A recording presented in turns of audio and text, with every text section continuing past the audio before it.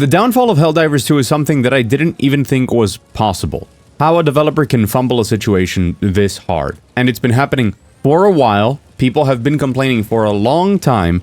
But what I want to do in this video is really analyze all of these problems to give potential solutions to it. And at the end of the video, try and answer the question, can they even come back from here? So hi, I'm Mugthief. If you're new here, welcome, hi. And if you're not new here, hi, thanks for coming back. I bring a list. Let's get to it. So the first thing I want to talk about is to clarify some of the more sensationalist, more exaggerated press, some of the crazier tweets out there that say that the game is officially just dead 17 times over. And that's because of the player decline. You see on the graph that it keeps losing and losing players, and I want to make it very clear that this is not a sign of death. This is normal, especially live service games have peaks and valleys. What is not normal is for the valley to continue to get worse, and for the one time that they come out with a very large expansion, for it to not really have almost any impact compared to its peaks. And while I could spend like 3 minutes showing you examples, you can look at many other successful live service games, look at their player peaks, and then look at the peaks and valleys, and you'll see that they go anywhere from 50% of their top players for big expansions or for season changes, all the way to reaching new heights. They do not, on their first big expansion, only reach 10% of the players they had at peak. That is not normal. So take that as you will. Having said that, that is still a great player base. If it were sustainable at around 50,000, that would be marvelous. So especially now with the example of the big update, we can say that this is not a normal trend. This is pretty bad. But also within the bad, it's not terrible for the game. It is very clearly a downfall, but not necessarily a death. Oh, and please keep in mind that everything I'm saying is from a place of love.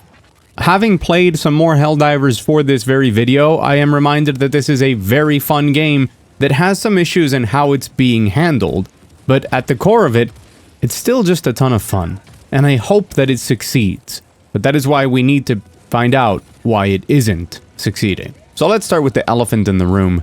Updates. It doesn't matter what kind of live service game you are, you need meaningful updates to keep the game fresh and keep people coming back. Even when you're a game like Helldivers 2, which doesn't really push people into just coming back every single day, it doesn't force you into a lot of stuff. It's a game that I think generally we feel good leaving aside and then coming back to when we want, but you still need to give people reasons to want to come back. They created this great foundation where so many people had a great feeling around the game and would be happy to come back and play it, but then they never gave people reasons. And it's completely normal for people to put in 60, 80, or 100 hours into the game, feel it's gotten a little stale, and wait for something cooler to happen. And I think that at the start they were doing a pretty decent job. They were weaving in the narrative of the game masters into the galactic war, and unlocking new things. We unlocked the mechs, we unlocked some extra weapons that did shake things up, but a lot of that was then counterbalanced by the fact that a lot of the things that they were pumping out were not that exciting and they were not very useful in missions. So the game really needed something big that would make people come back.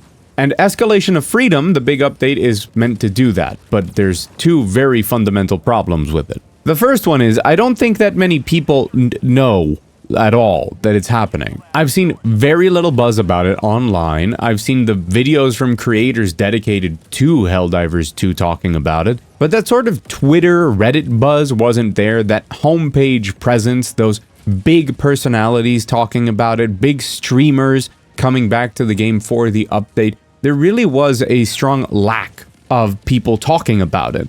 So I think that for many people, it flew under the radar. There wasn't a big marketing campaign push. They put out a video explaining it, which did decently, but it also wasn't very exciting as a video. And that's because the second problem with it is there's not really that many cool things for this update. So there are new enemies that definitely shake up everything. There's a new difficulty, which is kind of problematic as something to put in a major update because it really only caters to the people who are playing at the highest difficulty and want an even higher challenge. We'll get into the problem with the challenge of this game later on, but still you're targeting a very small percentage of the player base there. There's a couple new mission types, including an escort mission. There's new bigger enemy outposts, which is really cool, but at the same time that feels like kind of more like an infrastructure change. Like, that's a cool thing to have into the general randomization of the game, but it's not something that people are going to jump in and be like, yay, wow, I'm going to encounter bigger outposts, I'm so excited. There's the new swamp biome, which I do think is pretty damn exciting, but it's also not very wowing, and a new premium warbond, like the ones we've been getting so far. I might be crazy, but the numbers and the feedback to the update kind of back me up on this. None of that is really, like, setting the world on fire. And it's not that you fundamentally have to change the game, it's not like we needed to get the third faction of enemies right now, but there were so many different ways that they could have made this update incredibly exciting for everybody to jump in and presented it way better. From smaller things like maybe having a raid type of event, even if it's not more people than normal, you could have had like one super big boss, like a walking giant automaton that you had to take out that felt like this big epic mission. You could have tied special rewards to a specific mission type, some event. Following the more anti-FOMO vibe that the game tries to go for, you could have made it so people who participated in that event got something cool that would then later be added to the shop or something. For me, another one that would have been really big and would have addressed a problem we'll talk about soon enough would have been a brand new free warbond. By not costing super credits and offering a bunch of new weapons and armors and just things to unlock, it would have brought a lot of people back who are probably off of the game and don't want to come into it to pay money in order to unlock stuff. That would have given people a clear reason to come back, play a lot of the game, and be on the unlock treadmill in order to look forward to cool stuff. And the very obvious one, they could have tied this in much more narratively. They could have framed this as some very big event that was happening, a huge threat, and marketed as such that, hey, there's a big thing going down, we're gonna tease something like maybe that raid type of enemy that I mentioned before. We need to rally Helldivers, we need to fight this thing, and then boosted that up with some of the gameplay changes around it and maybe some cool stuff to support it. But that's not what's here. What's here is what I said, which is pretty meh. Pretty much like, yeah, this I guess it's a big update because there's more new stuff than usual, but also a lot of the bad stuff. Number 2. Balance. Balance is a really big deal for this game, considering that it's what they talk about the most. You might be surprised that it's such an important part of a PvE game, but I get it. The developers have a vision for what they want their game to be. They want it to feel a certain way, they wanted to create a certain emotion that, generally speaking, when the game came out, it more or less nailed. But as people got better and understood the tools at their disposal, some things were considered too strong for what the game was throwing out. And here is where a very controversial choice popped up. Because instead of leaving tools the way they were, or making tools stronger and then making the enemies also stronger, or just more of them or something like that, they decided that the best course of action was to make the tools that you liked weaker. And they have continued to do this over and over to the point that the new warbond is a fire-based warbond. It's the whole theme of it is fire weapons, and they have nerfed the way fire works because it was proving too effective on the purchased guns. So you have to pay money, or super credits, to get the new warbond, to get the new cool weapons, when the new cool weapons have immediately been nerfed to be less cool. Now, I understand that people would then complain that the game is pay to win if those weapons were a little bit overtuned, but guess what?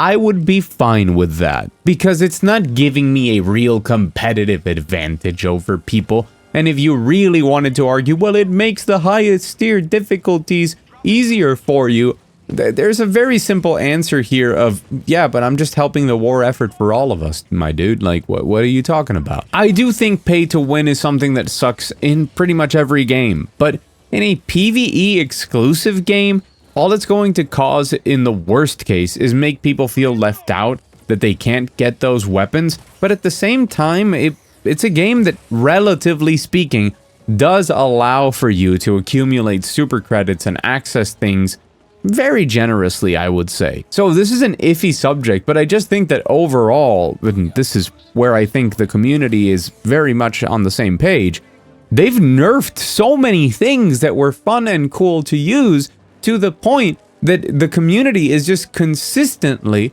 looking for the next thing that can stand the test of the higher difficulty levels, which is where they enjoy playing at. It's been a raging war since the start of what the developers intended and how you're supposed to use this and that and coordinate with your squad in this specific way in order to tackle these missions. And other people saying, and their opinions are all valid, I get it. I just wanted to have fun, and there is coordination, there are different loadouts, and we have a good time playing the game the way we want to, and that keeps getting taken away from us. And you should never take something away from players. Sure, there were times where it was ridiculous, where literally every single person dropping into a mission carried the same exact loadout, and that did make the game boring. But it feels like we've been saying the same thing since the game came out. You can just buff other things to the same level so that people find playstyles that are cool and diverse and apply better to different things without consistently nerfing everything that is just a little bit out of line, because it's getting so tired and it feels anti-fun. And because that philosophy keeps being applied to the game, the overall trust in the developers is very low. Even if they brought out a new free war bond with 12 new weapons to unlock that all did very different things, very unique, a bunch of different things to use, the truth is that people wouldn't want to invest in it, because you're going to start playing the game in order to get the cool new weapons, in order to use them in missions just for them to be nerfed maybe even before you can unlock them, and then they're not that fun to use and you have to go back to using the same old thing that you've been using since the start of the game. It is an absolute mess. But for me, the third part here is the most damning, and that is progression. This isn't a live service thing or anything like that. I think that every game really needs to have progression. Whether that be in a single-player adventure game, you keep moving through different levels and doing different things and keeping gameplay variety high, or yes, in live services, where you want to keep progressing different things and have them be meaningful. Be that your rank in a competitive game, or working towards prestige type of skins for things, or just looking to unlock the next thing that you can try out in a game. You really need something that's cool to keep people playing the game. And depending on how you implement that, it's manipulative or not. If you want to keep people playing your game for extended periods of time in order to trick them into spending money, that's really bad. But that has to do with the monetization around it. In my opinion, the games that best do progression in the live service space are the ones that kind of make an excuse for you to keep playing. It's not that they're tricking you into doing so. It's that the game is really fun and you just need a little bit of a carrot on the stick in order to keep pumping hours into something that you enjoy. This is why, for as much as developers would not like this to continue, as we saw with EA and Apex, I think that battle passes that pay for themselves are really cool, because it shows that if your game is good, people will keep playing it and have that little thing to keep chasing throughout each season of the game. But if it's bad, don't worry, they're just gonna dip out. Helldivers 2 does not have a progression system that I find to be good. At this moment, if you have reached level 20, if you have unlocked most of the things in the game, the only real progression that you have, the only real application of your progress is either the ship modules, which are pretty much boring passive benefits that are of dubious impact, but even then, there's plenty of people that have all of them anyways, or completing the premium war bonds while farming the super credits just by playing the game in order to keep unlocking the new ones every time they come out. And again, those premium war bonds often come with the coolest things in them getting promptly nerfed if they're too strong, or in other occasions being complete garbage when they come out. To make matters worse, the way that war bonds work is that you get a lot of unlocks early on in the war bonds and then have to slog through very long periods of time in order to unlock the next parts of it. And while I think the war bond system is cool in how it gives you flexibility in what you want to unlock, and then eventually you can just unlock everything if you want, I do think it benefits from being more of a battle pass type system where it's kind of more continuous. Yes, battle passes do have the later ranks taking a little bit later to unlock, but nothing like the difference between the first page of a war bond and the last one. As we already said, the content in them doesn't tend to be very exciting, or because of the lack of trust in the developers, we don't even care anymore, and they're not frequent enough. And while they do, in a sense, fulfill what I was saying of providing at least some sort of progression, a long-term grind, turns out that you need that grind to be exciting. So the fact that they are so difficult to complete at the end of them, people can play regular sessions for many days in a row without unlocking anything, which doesn't feel good. And you can combine that with unlocking something that is not exciting because it's useless. If they got the balance of the game better, if they just changed that balance philosophy and made the new things that come into the game cooler, better, different, unique, and applicable to some of the situations that are most common given the changes in the story that they manage, you would have player counts much higher as people want to stay invested in what's currently happening to get the latest unlocks, to be able to participate at maximum efficiency in a very cool sense of community in what is going on at the moment. But instead of that, we play a mini game where we wait to see how quickly they nerf anything that feels a little bit too strong. So at the end of the day, there is no real incentive for people to play the game. So the balance is all over the place. If you're a very casual player, it can either be too slow or too unrewarding, not to mention the possibility that if you don't have the super credits for it and you don't have a premium war bond, you could just be doing nothing. You're progressing the super credits very slowly to unlock the ability to progress, which is why I advocate for more free war bonds, more big free war bonds, to at least always have something that you're working towards. And if you're a player that does everything all of the time, I think that the frequency of the content drops is not very well aligned, and the content in it is meaningless to you most of the time. And there's a very logical reason for this problem to exist, and it's something that I've praised Helldivers 2 over before, and that's that it doesn't want you to constantly be playing the game every single day, every single hour. So it needs to balance a system that is fair for people who have very limited time to play or who come in and come out, and balance that with a system that's good for the people who are playing every day a bunch of hours. So let me put this in words that the developers themselves should be very familiar with. A game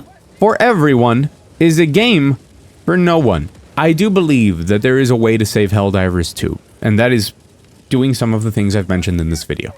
A very big launch of a new season that has something enticing, something exciting, narratively, gameplay-wise, big changes, and cool stuff that the community is excited to talk about, including probably some overpowered new things that they don't nerf, so that they gain the trust of the community and they find other ways to actually escalate this battle for freedom. And I do think that they have basically one more chance.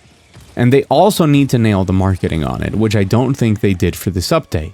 If Helldivers 2 doesn't want to go down as just one of the biggest fumbles in history, it needs to come out with something big and cool and change their philosophy moving forward pronto. I don't know if that's going to require the Illuminate necessarily, but they do need to start putting in effort, at least on the trust side, so that we can build up to a really big season launch, which is what I've always envisioned that Helldivers 2 should be. A game where people come in and you get, 200,000 players playing crazily for 2 weeks at the launch of a big event with one of the big tentpole campaigns happening, and then people taper off, they leave, they do other things, and that's completely healthy and fine, and then they return for the next one. And it would be so fun to have this thing existing almost like TV, like a big TV season or something. Like, oh man, the new season of Helldivers starts this day, and it's probably going to be huge. They tease this, this, and this. I can't wait to squad up with my friends and play that, for our weekly game night for the next 2 to 3 weeks, and then we'll leave it and we'll come back 2-3 months later. And that would be fine. But they haven't even achieved that. It's a shame, because there is so much about this game that I absolutely adore. So I hope they can get back on the right track. And if you think that some of the ideas I'm presenting in this video make sense, are cool, that it's a decent analysis instead of just saying, hey, this sucks or whatever, let me know in the comments below. Let me know what you think. Leave a like on the video if you can. I cover all sorts of games, so hey, if you like all sorts of games, consider subscribing. I do news, reviews, retrospectives, and essays, and you can watch them all on the channel. A very special thanks to the people on the Patreon wall who go one step above in supporting me. Thank you so much for watching, and as always, I'll see you again very soon.